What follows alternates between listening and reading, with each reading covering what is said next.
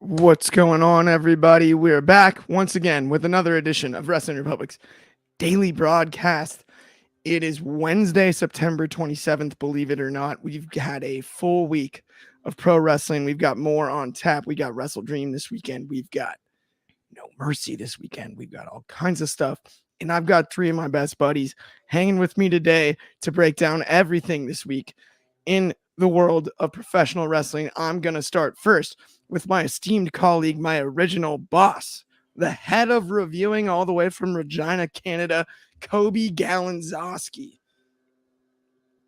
Hey, Clark Taylor had to bring in the ringer. Obviously, Ben Allison had to pull out due to medical reasoning for the Wrestling Republic Daily today. I said, okay, if I need to show up, I can show up. And here I am. I am Wrestling Republic's ringer. I love it. I love it. Respect. And up next, we've got all the way from the DMV, my Tuesday night delight, my Thursday night dude, Shad Huda. How are you? I'm good, man. Wednesday. We don't usually get to hang Tuesday, Wednesday, Thursday. I know, man. I don't even know if I've ever been on a Wednesday show, to be frank with you. But I'm definitely excited to be here, man. You know, when Ben Allison makes the call, you pick it up. Ben, feel better, bro. Absolutely. I love it. And last but very certainly not least, all the way from Philly, we got Josh Markowitz. How are you? Second time on the show, my friend? Second time on the show. Same thing. First Wednesday here, but looking forward to it. Yeah, Ben, hoping for a quick recovery. Hopefully we'll see you back here tomorrow. But we got a lot to talk about today. You know, we got Jade Cargill. We got AEW tonight. We got Wrestle Dream on Sunday. So looking forward to get into it. Absolutely. I'm stoked about it as well. And I mean, for those of you that were looking forward to a classic RC Wednesday, I don't know what happened with Chaos, right? Ben has an excuse. He's sick, but RC Wednesdays, we'll see him next time for sure.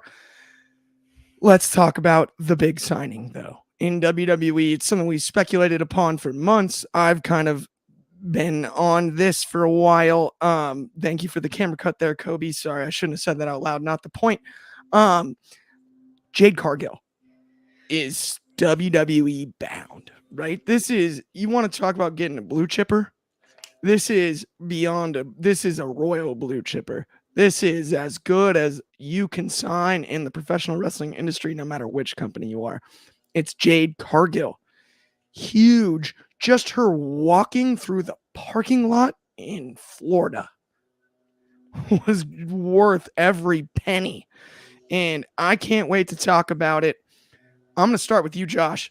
How did you feel about this absolute splash of a signing? Yeah, you know, I think that Cargill has barely even scratched the surface of what she's capable of doing in this industry. And that's saying a lot because she had 61 wins in just 64 matches in AEW. And, you know, she's, I think, 31 years old, so many years. And, you know, my thoughts on this, you know, she was portrayed as an absolute megastar in AEW. You know, she was undefeated for forever. She was holding the title. And, you know, when she signed, we had, of course, WWE cover it. But, I mean, ESPN covering the WWE signing, like, that's how you know they got a good one. And, you know, I think that Jade deserves the Cody treatment. I'm going to be honest. I would love for her to start a program immediately where she competes for this title. I mean, the women's title, WWE, that is, of course. I mean, with Paige, you know, we saw her debut and win that title immediately. And, of course, you know, she had her time in NXT. But I think the majority of wrestling fans know who Jade Cargill is. And I would love to see her, you know, put up a fight in her debut against Io Sky or whoever that champion is down that road, you know, win or loss. You know, she's a natural athlete. She has the look. She definitely has that it factor that all the WWE, you know, recruiters are looking for. And I think it's important that she debuts sort of like Cody did and starts off like immediately chasing that title. So I feel like otherwise her momentum may flop. I hear you there, and I agree with the Cody treatment. sentiment. I 100% agree with that. I think that is the most logical move. Shad, I'm going to toss this one to you. I know you're a Jade fan as well. How do you bring Jade into the company?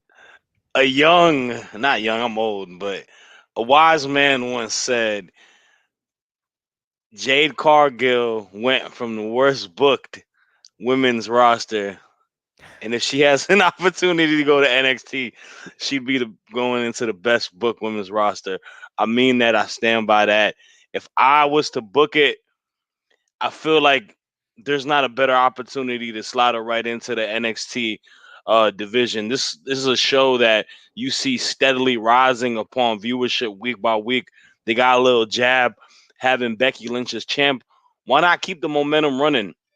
Why not add Jade Cargill to an already fresh, talented young women's division and bringing her star power? Why not having her immediately take the title off of Becky Lynch, have a dominant run, like how, maybe not as dominant as match wise as what Asuka had, but something similar to that, similar to what she did in AEW. I mean, I think it make a lot of sense. It may be a little bit different where a lot of people are getting the presentation of her going into the main roster, but I feel like it'd be beneficial for her, learn the ropes of how the WWE system is and how they work matches. And I mean, you're using your primetime player in that manner. In regards to the signing, this is a massive deal, man. This is arguably one of the best homegrown, like pure homegrown talents and AEW going to the WWE. And I feel this is very beneficial for her. As much as I love AEW and what they do over there, she was kind of in stall mode within the booking and what she could be done there. Obviously, there's an opportunity for her to shake it up for the AEW women's title and going against people like Britt, going against people like Saraya, but it seemed like they never pulled the trigger on it. And I mean, word to a Drake album is her loss. As an AEW, of AEW, I guess is a girl, whatever. Needless to say, it's their loss, man. Like they fumbled a bag on that, and this is a big opportunity for Jade to reach the pinnacle of her career. She's, like Josh said, she ain't even scratched the surface yet, man. She's got so much she can do, and they're gonna give her the most dominant presentation that she can. This is gonna open avenues in different ways. And I mean, forget about the NXT roster for a second. You talk about that main roster. There's so many matches that we are gonna be blessed to see, man. Her versus Charlotte Flair, her versus Rhea Ripley, her versus Io Sky, Bailey, and the match we all want, Bianca Belair versus Jade Cargill. That's a WrestleMania main event. There's nothing more dominant than seeing those two strong, beautiful black women going against each other. I'm so excited for it, bro. That, my friend, I would be all over. Yeah, this does feel a bit like, as to, 90s guys, right? It feels a little bit like after the Kevin Nash Goldberg travesty that we saw, right?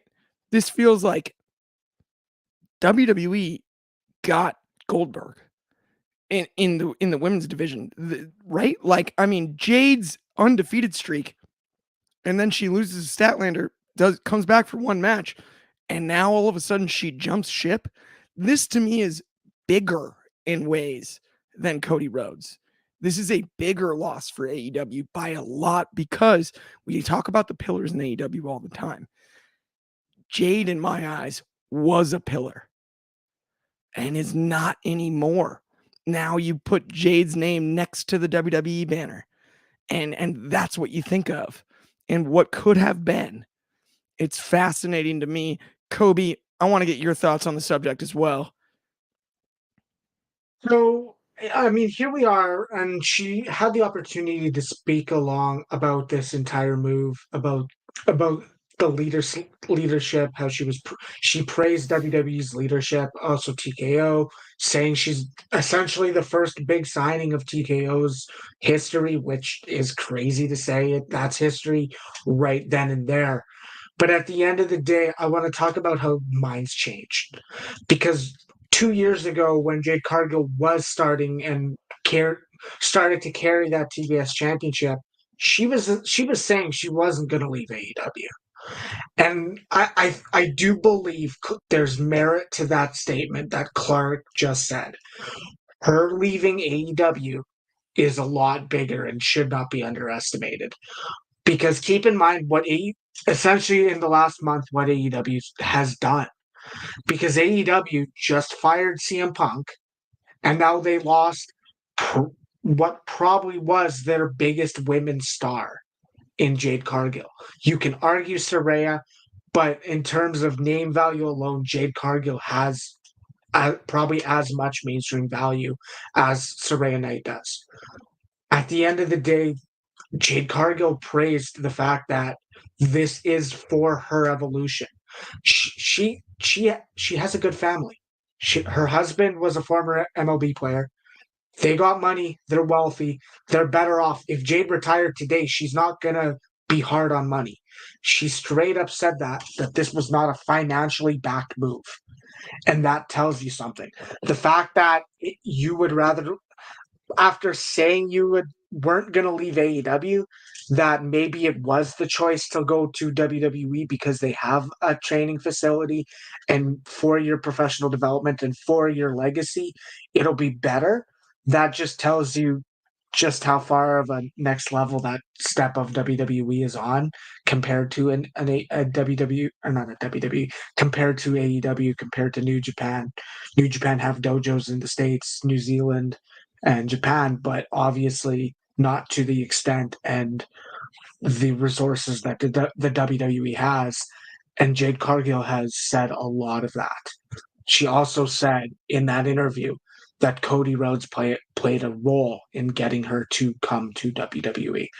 We all talk about this. I know if Anthony Ricciardi was on here, he'd be saying the same thing about, well, if Cody can convince Jade Cargill, Cody can convince MJF. That's a very telling statement to say that Cody Rhodes was a deciding factor in Jade Cargill taking this chance, because this is her betting on herself. She's betting that she can make it in WWE, and I believe they have more because they have more resources to train her. I don't want to say train her better, but to train her, get her the reps, get her working in the ring more often. I think she's going to definitely improve from wrestling, and there's a lot. The picture that came out, she was training with Roxanne Perez. There's not a better, I don't want to say smaller women, smaller woman in the wrestling business, because you want to be able to work with that David the Goliath type thing. Jade's a lot taller, Roxanne's smaller. And there's a lot of stuff that can be done. There's a lot of training partners to work with. Jade Cargill's doing this for her, and that's commendable. I think for sure. One thing I will say, though, I hear you on the betting on herself thing, but it is clear she signed a long-term deal, and maybe signing a shorter-term deal in AEW and trying to be the top of the division might have been more of a betting on herself look, but I still understand where you're coming from. She at least did. I mean, she got the bag, as the kids are saying these days, no doubt. But let's run through some comments here. We got Bobby Petito in the comments. Hello, guys. What's going on? Bobby Petito, good to see you. And then we got the big boss man himself, Ben Allison, shouting out us. Shout out you guys. Shout out you, Ben Allison, and get better soon, my friend. And then we've got Bobby Petito once again with, I'm looking forward to watching Jade Cargill wrestle in WWE. I'd like to see Jade versus Tiffany Stratton. Let's go. Okay, Bobby. Okay, Bobby. I hear you there. And then, what time is it again? It's Tiffy time. I know what time it is. And then, as Crazy Kobe match. mentioned earlier, Bobby Petito, also she was training with Roxanne Perez in the WWE Performance Center. It's awesome to see that. This is an interesting one from Bobby. I'd like to see Layla Gray join WWE one day. She was with Jade Cargill in AEW. I would have no problem with that. She was in WWE for that when Los Lotharios did those very kissing good segments. That'd be great, man. We've got a comment here from Belle Renette. Hey guys, considering the women Mania matches are looking to be Rhea versus Becky, and I think Charlotte versus Bianca, it would make sense for now to get her to debut at No Mercy and have her beat Becky. I don't mind that either. I don't think any of us mind an NXT I think, debut. I think if we're in a position, sorry, Clark, don't want to No, go right ahead. run over you. I think if we're in the position where NXT has Becky Lynch on their special card, I think I can confidently say if that match is the main event, we are seeing Jade Cargill and Becky end the show together. I think I can very confidently predict that if Becky Lynch versus Tiffany Stratton is the main event because it's Becky Lynch on an NXT show. She deserves that main event spot. Elevate Tiffany, and if she goes over Tiffany, I believe Jade Cargill shows up then. I do fully believe that because I don't think sending her to the main roster that soon is. I don't want to say it's not the right move, but I can see benefits in keeping her in NXT for a year and a half, whatever, however long you think. To me, Jade and Becky makes perfect sense, right? I mean, it elevates Jade out. It's a little bit similar to, and the parallels are easy to draw, to Cody's debut against Becky's husband, Seth Rollins. The irony there, right? Just to show you how valuable of a signing this is. There's that parallel there, right? You match them up against each other. Look, this isn't, you know what I mean? You don't debut in a squash. You don't debut in something like that. You debut right in the fire against two absolute WWE staples. And I think that's something WWE's done a great job of signings-wise. Whereas AEW's made a lot of splashes signings-wise. And I'm a huge AEW. I'm a fan of both, right? Trying to be as objective as possible on this. But where AEW has struggled, right? Signing Keith Lee, signing big names across the board, right? All of a sudden they debut against someone and it feels predictable and it becomes sort of a 50-50 booked rivalry, as opposed to when you bring in Malachi Black, insert him right into the world title picture, maybe, right? Or you bring in a name like Keith Lee, you bring in a name like Miro, and don't have him play video games. Don't do that right in the middle of it. I mean, Cody Rhodes debuting at Mania was gigantic. It elevated that signing by a mile. If he debuts at Fastlane in the opener against Dominic Mysterio, I don't think we're talking about Cody Rhodes the way we are right now. And that's no knock on Dominic Mysterio or the pay-per-view Fastlane. I'm just saying it's not the same thing. And that's where it's going to be very interesting, in my eyes at least, how they work Jade into the system, right? Because she was the focal point of that TBS title picture for her entire run. And it was one run, right? We didn't have stop-start booking ever with Jade. How does she face that adversity? Because that's a possibility in WWE as well. That's another factor that I think we'll all be interested in figuring out in the long run. But let's move on to our next topic tonight, which is Tony Khan shutting down all that New Japan rumors. I'm going to toss it to you, Kobe, first. Break this whole thing down for me. Okay, so obviously we know we're approaching a pay-per-view called Wrestle Dream in honor of Antonio Inoki on his death, 1 year to his death. And we're sitting there saying there is going to be New Japan talent. We have Ospreay on the card. We have Zack Sabre Jr. booked on the card. All of a sudden, I want to say it was Monday, maybe Sunday, there were a number of rumors on Twitter or X, whatever you're going to call it, essentially predicting, saying Tony Khan might be purchasing or either purchasing stock in it or just purchasing New Japan in full. There was a fake state of Florida purchasing thing from the government of Florida website where you can see LLC files, and it was someone edited the New Japan acquisition over the Ring of Honor one. I actually looked at that myself. But Tony Khan had his media call yesterday, and he, while didn't straight up saying, no, I'm not buying New Japan, he was kind of talking about, okay, I don't know where those rumors started. I don't know. He didn't know where they were coming from. He didn't know where the merit was. He praised the relationship he has with New Japan, which is good. I mean, they've made Forbidden Door multiple times. He sent people to do the G1 Climax this year, as in like Eddie Kingston. At the end of the day, Tony Khan didn't outright deny the rumors of buying it, but at the end of the day, he kind of tried to move the discussion away from that topic, and it was a redirection on the media call, if I were to describe it with one word. That makes a lot of sense, but I'm also personally a little confused, only because I was under the impression that New Japan had, at least the Japanese government was in some way invested in the company. I don't understand how it could be for sale. It doesn't make a whole lot of sense to me in that regard. Now, if Tony Khan were to buy New Japan, that's a different deal, because, I mean, you look at WWE tried to start a Japanese performance center, right? The New Japan Dojo, we've seen the talent it's produced. If all of a sudden that's under the AEW banner, the conversation we just had about Jade Cargill is even more fascinating, because now you've got, in America, you've got AEW as an established brand on network television. Now you have the Japanese market, which is huge in pro wrestling, and it's the one, if we expanded the territory system globally, right? It's the one market the WWE hasn't cornered. WWE isn't on in Japan. It's not. It's hard to view, and it's an audience hungry for professional wrestling. So if all of a sudden that is in Tony Khan's hand, that changes the game, which I think is something that is fascinating with, like you said, the redirect aspect. If that is something that's being even whispered behind closed doors, it's industry shifting, especially in the short term.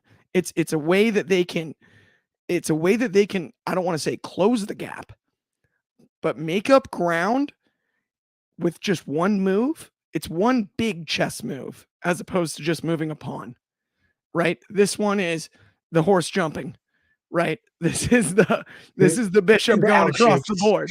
This is a big one, right? If that is the case. Now, this is probably a little bit reckless speculation, of course, because he did 100%. Deny it, but there's a reason that it's in the news and it's being whispered about in the first place, Kobe, you know? I mean, that's the thing, is that entire rumor is because on Collision there was a Wrestle Dream promo package, and they are very much heavily saying this is a new AEW is going to start a new era. This era is coming to an end and a new era is being done. If you're Tony Khan and if you're advertising that, you have to have something massive. Whether that is you bought New Japan or bought stake in New Japan, whether it's like you're part of the investment team, I don't know what. I don't think it's a full purchase because of that relationship with the government that the Japanese government they have. So I think if it could be that he's putting money into the company, or, and this is the big rumor, with HBO Max starting their sports stuff and Warner Brothers Discovery rumored to wanting AEW to potentially expand their pay-per-view market. Is this where Tony Khan either, one, says he announces he purchased New Japan, or two, announced the pay-per-view schedule is changing, the landscape of AEW is changing because they're moving to some form of streaming platform like HBO Max? I don't know. That makes a ton of sense. And then we got a comment here too from Belle Renette. She says, I honestly feel like it's just a rumor because with the knowledge I have on that part of the world, I feel like buying New Japan New Japan Pro Wrestling is a lot more complicated than people would assume. I totally agree with you, Belle. With that though, Josh, I want to get your thoughts first on just how valuable the partnership is between AEW and New Japan and what it would mean if maybe even it's just a streaming deal, a co-streaming deal. Yeah. Clark, you said it very well. It's tough to watch, really tough to watch WWE in Japan. And just like you said, they are hungry for professional wrestling there. And that's why New Japan is so successful. And just in general, like when AEW started their partnership with New Japan, like such a good idea by Tony Khan to do that. Forbidden Door has always been successful. And, I'm looking forward to Wrestle Dream as well. And I wanted to also address what Kobe was talking about with the new era, because, I think Tony is and AEW, they're marketing this whole new era thing a lot. Excalibur says it on commentary.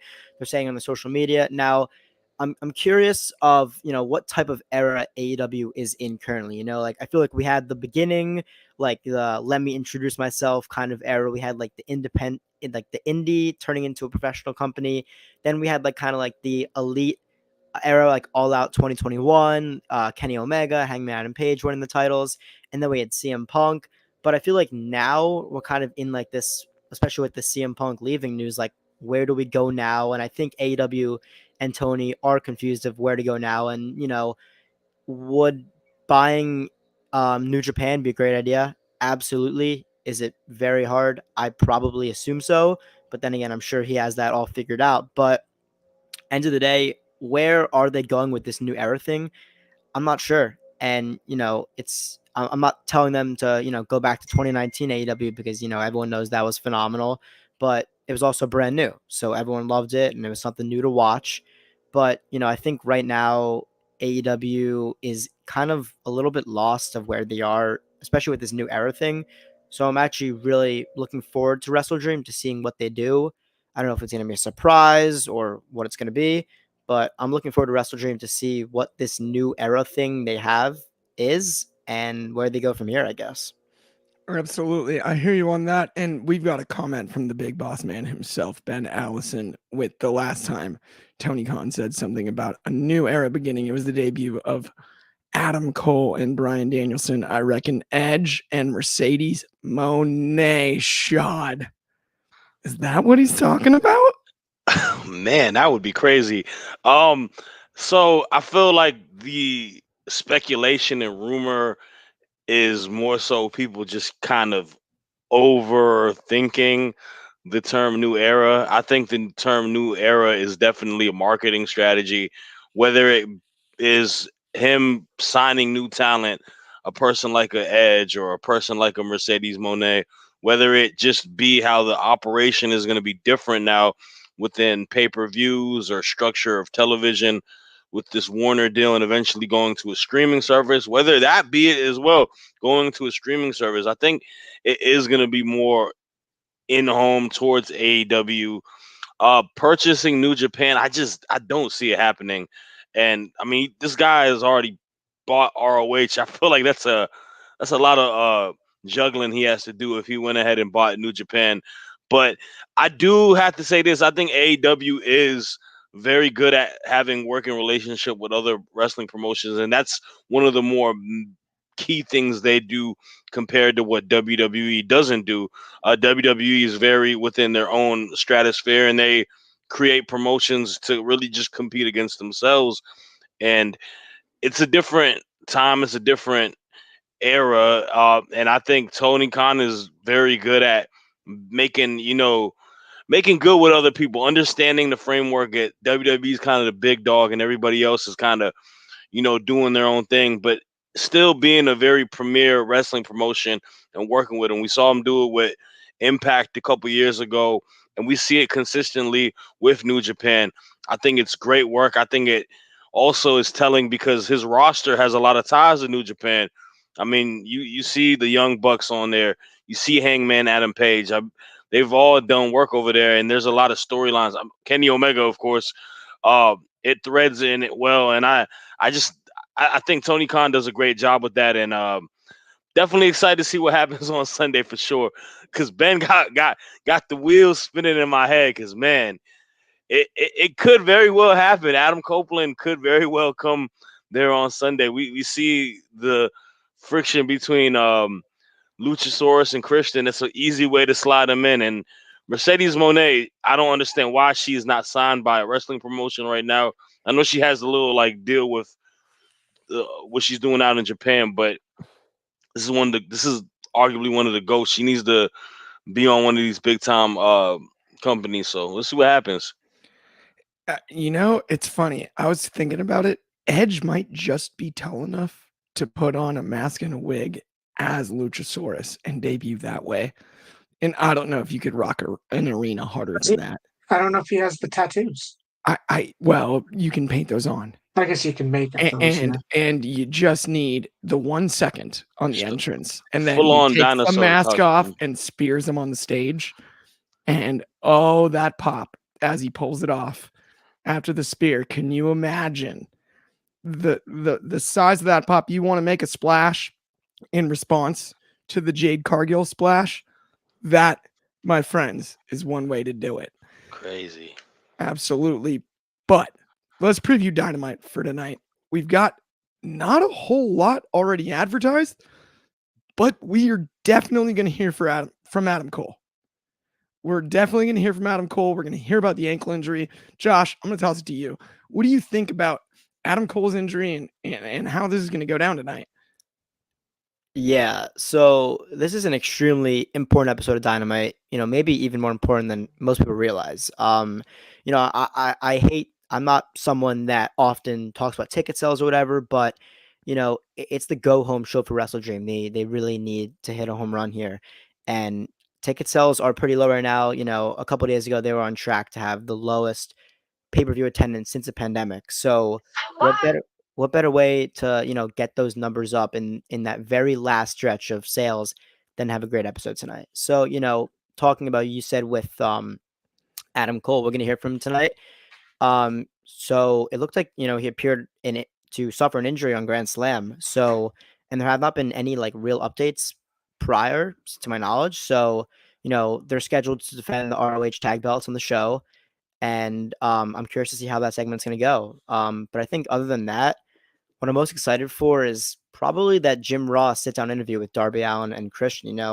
They've had this rivalry going for a while now, and I've actually been pretty entertained by it. I think Christian is doing great, one of the better runs he's ever had in his entire career here in AEW. And it seems like 2 out of 3 falls at Wrestle Dream is definitely the way to go for this. And especially since for the belt, I'm hoping that Darby and Christian absolutely knock this segment out of the park. It's not a live segment, so they can edit it, they can make it look as great as it should look, and I think they will do that. And I have high hopes for that match and for the segment. But I think that build could use that little push, and I think that's what's going to happen tonight. So I'm looking forward to that.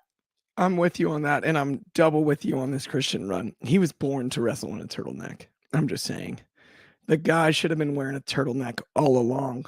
I don't know what we were thinking, letting him wear anything else ring gear wise. He is the king of the turtleneck. Rocks it out of the park every time. And it just makes it, because there's nothing more annoying than him being all pretentious in the turtleneck. If he was wearing anything but a turtleneck, I don't know if it would land as bad, but it's so ridiculous. The sleeveless turtleneck. Whoever's idea that was, you're a genius. I would assume it's Christian's. Kobe, talk to me though about more updates on tonight's card, as well as your thoughts on what they're going to do for the go home for Wrestle Dream. So based off of the media call, Tony Khan said the ROH tag title match at Wrestle Dream is still scheduled. That was yesterday, but we'll hear from Adam Cole. Adam Cole hasn't directly, I don't think it's anything major. Otherwise, they might have stopped advertising the match, or they would have already set up something. Obviously, we'll hear from MJF and Adam Cole. I don't know if they'll be injured, an injury thing. I don't think they'll relinquish the tag titles. I don't want to see that, because Better Than You, Baby is just so good.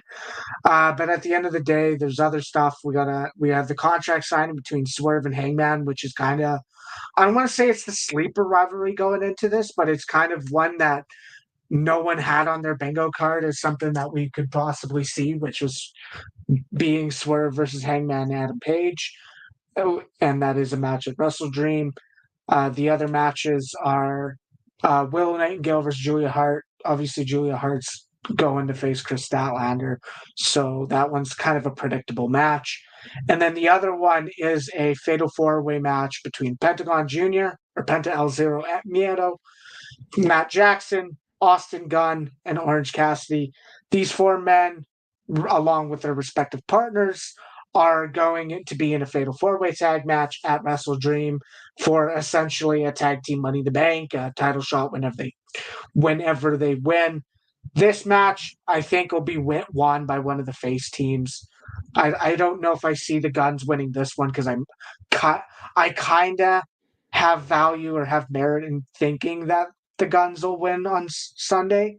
So I don't think the Guns will win tonight. But it's obviously anyone's ball game. I'm just kind of sad that Orange Cassidy's in a bit of a limbo because now he's been pushed into a tag team with Hook after such a good championship reign, and now it's like they're not going to sit there and say, okay, well we have a storyline arc that can be used and can be worked with, being the fact that he admitted how important that title was and then he lost it, and now it's like, okay, well, what are you doing now?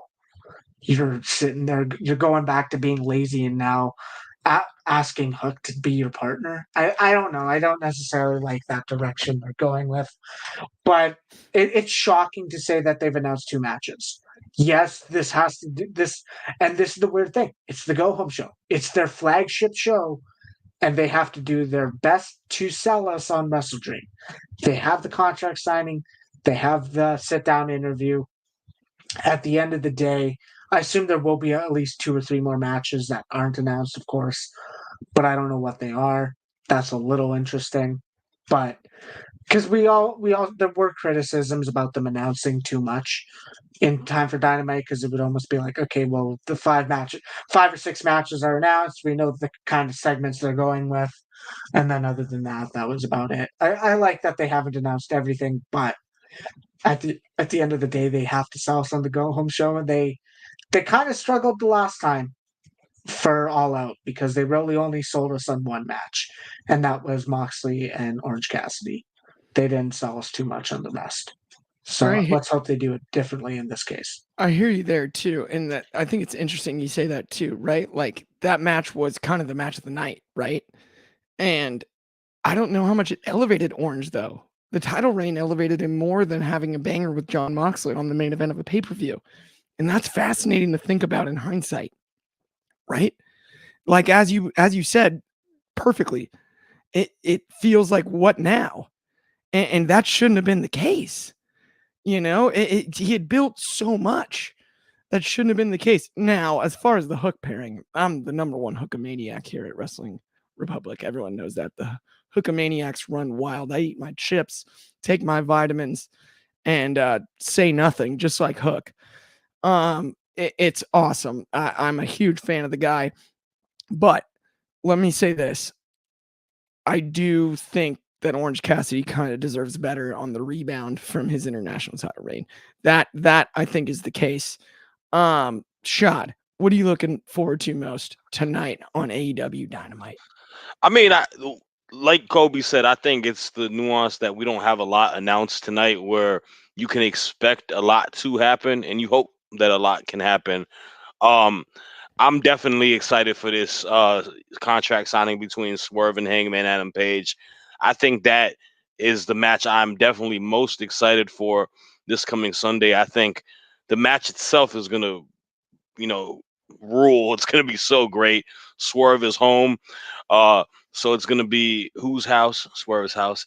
And he's got an opponent with Hangman. And I feel like when they initially set this up, I was just instantly intrigued because I think Swerve is a mastermind heel. I think he does so good within his character, and I feel he's so underrated on it and a little underutilized at times. And I think Hangman Adam Page is the one guy as a babyface where he lets like just his emotions and his reality of life hone into every storyline, and it makes you want to root for him because you see yourself in ways just as people, especially grown men, the trouble part of it, how you attack your demons and all of that. I feel like it should go longer. I feel like this could be a real slow burn, methodical feud, but it's going to happen, obviously, as the match for Swerve. So I'm definitely excited to see what they cook up tonight. And, of course, to see Prince Nana do the dance. And then to your point, man, I agree with you 100% because I don't understand why we have Orange Cassidy in this position within an impromptu tag team with Hook. As much as Hook is money, he's a great wrestler. He's got the just badass personality within it. Kind of shadowing what his dad did in his own way. I don't think it was needed. I think the way to go was letting Orange Cassidy's body just completely shut down after all the title defenses, after going to war with John Moxley. Put him on the shelf for a couple months, man. Let him rest. Let us miss him, and then you have him return. It was just the aspect of there was a little bit more seriousness within Orange Cassidy these last few months and within his title reign. And now you got him being Orange Cassidy, the meme person, with another meme type of wrestler with Hook where they both don't say anything. I don't like it. I feel like it's just not the way to go. And then my second gripe would be it's just this women's match. And I know that it's Julia Hart's title match, and I know we got to book her strong to go against Statlander, and I think she's doing phenomenal work as a character. What are we doing, Willow, man? Like, Willow had the rocket strapped to her back. She beat Mercedes Moné. She was a champ. She had the best women's match in AEW, maybe AEW history, with Athena, and now she's just completely back in the mud. Like, there's nothing being done with her, and she's gonna get fed to Julia Hart in this match tonight. Hopefully they give him a little bit of time, because I don't want it to be some sort of like squash. I don't think they're gonna do that, but she's gonna lose to Julia Hart. And if I'm not a betting man, I would take Willow 9 times out of 10 to beat Julia Hart in a one-on-one match. But that's neither here or there. That's just another personal gripe. But besides that, I'm excited for it. I want to see a lot of progression happen for this Sunday show. And yeah. I'm with you 1,000% on Willow. That is spot on. Yes, there's no doubt in my mind that Willow Nightingale should go over tonight, and probably will not, unfortunately. Right? And it is what it is. Kobe, you got this. Don't worry, Josh is coming back. I promise. And so anyway, the on top of that, though, to your point about the both being silent with Cassidy and Hook, that's where Hookhausen with Danhausen made sense. Danhausen isn't silent, right? That's perfect. Cassidy with the best friends, they talk, right? And that's where those characters fit the best. And there's no reason to go the other way. Before we go home, though, here, I do want to bring up what you said about Hangman Page, because I thought that was absolutely spot on. And I think it's interesting as a fellow millennial, right? We're born in the same era, 90s kids, that anxious millennial cowboy, right? He wants to be the man. He wants to impress, whether it be his parents, his family, represent everybody, but it's a different deal. You've got that anxiety. It's a different era. And it fits our generation so well. I think it's funny. I think both younger and older fans miss some of the brilliance of Hangman Page as a character. And I love the way you broke down him as a babyface, because he really does get it. He's so relatable. It's hard to quantify, right? You might get distracted by the cowboy boots and maybe the Southern aesthetic, but if you look one layer beyond that, the depth of that character is absolutely brilliant and has been for a long time. And that gets overlooked. That's why he earned that world title. It meant so much to so many people. And I would say almost similarly, especially as a heel, the same about Swerve. Swerve fits in that he's the perfect heel in that way. The one that you don't mind rooting against on television in a match against a guy like a Hangman Page, right? But you've got that soft spot in your heart for the entrance music, the aesthetic, the attitude, the way he walks around with the swagger. And the moment the steam gets hot enough, that babyface turn will be as big as anything. No doubt in my mind, if played correctly. It's just one of those guys that has that it factor. And him and Hangman being paired against each other in a rivalry, I am way more than just here for it. But guys, with that brings us to the end of the show here on the Daily. Wait a minute. We got a comment here from Bobby. You could have Bobby Petito. You could have someone else against Julia Hart, like the Bunny or Ty Valkyrie. Could not agree with you more, but Bobby. But with that brings us to the end of the show. It's been another edition of Wrestling Republic's Daily Broadcast. If you haven't liked and subscribed already, please do. That helps us out immensely. Check us out over on Instagram. Check us out for Take It to the Table, Wrestling Off the Air, especially this Saturday, immediately following No Mercy. Check us out for Sold Separately. Check us out for everything we've got on the podcast platform. And head to the website and check out the articles, the reviews. Kobe, Josh, everybody, Shad. On behalf of all of us, thank you so much for tuning in. We will see everyone soon.